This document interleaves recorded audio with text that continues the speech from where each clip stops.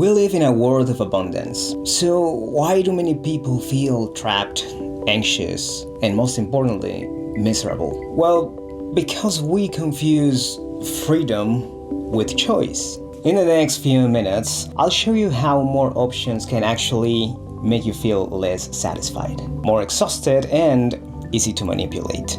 And what real freedom really feels like.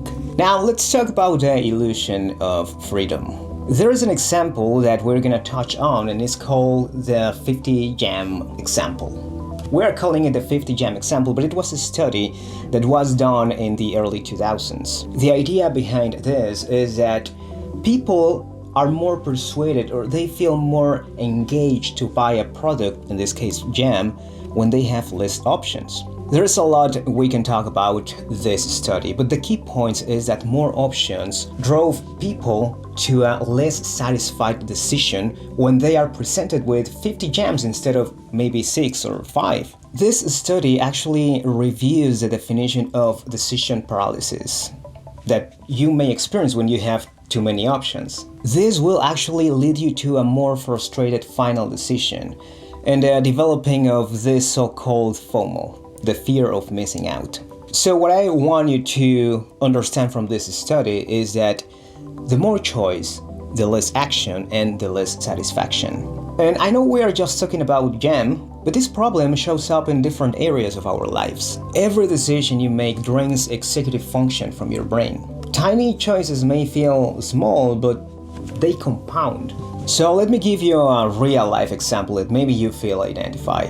How many times have you sit down on the couch trying to find something to watch on Netflix, and there are so many options that by the end you just watch whatever the algorithm is suggesting you to watch? This is just one of multiple examples, but we can extrapolate that even to our dating life. How much time do you spend on Tinder or these apps? How many options do you have available? Maybe it's something for you to think about. Or how about when you go to the grocery store and you enter Paralysis, which is the snack aisle?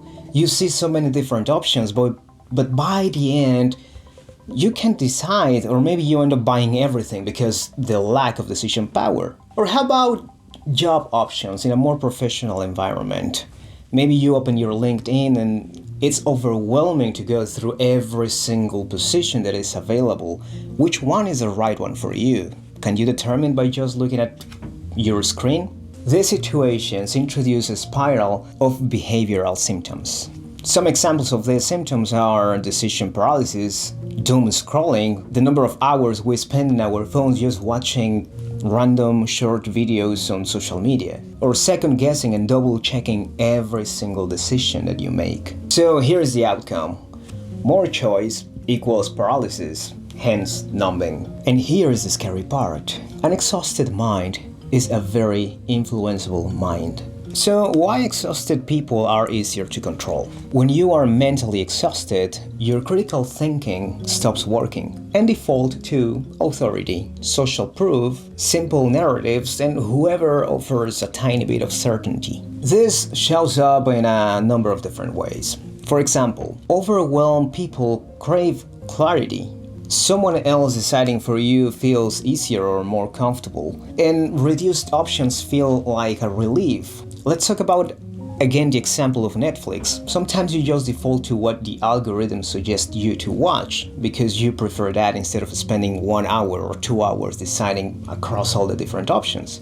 In other words, when you are exhausted, surrendering feels more peaceful. Real freedom isn't picking between 3 different bad options. Real freedom is having the option to opt out of the system that only offers bad options. Like 3 bad political candidates versus opting out of the system. Or endless choices of processed foods at the grocery store versus growing your own. Streaming music or movies versus owning physical media. So now let's define freedom clearly. Freedom is the sovereignty to say no. Freedom is the ability to refuse. And what does refusal look like in real life? Well, you can start by refusing the notifications on your phone, or refuse fake options, like when you are craving chocolate and then you find out that there are like 50 different types of chocolate.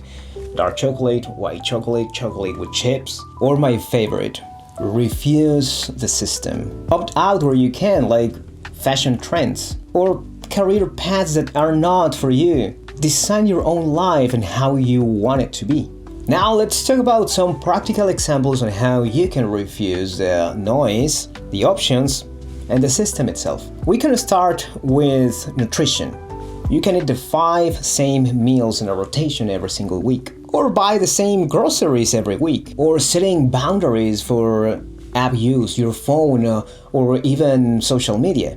Or when you are out with friends at a restaurant, instead of exploring the whole menu, just pick the first thing that sounds delicious to you. Or just pick the first movie that sounds good to you on Netflix. Or how about this one? Do not debate small decisions. And you can define what small means to you. Maybe decisions that cost 50 or 20 bucks, or less than 2 hours or 1 hour. In other words, create a system of values that guide your decisions. The goal is not to have infinite choices.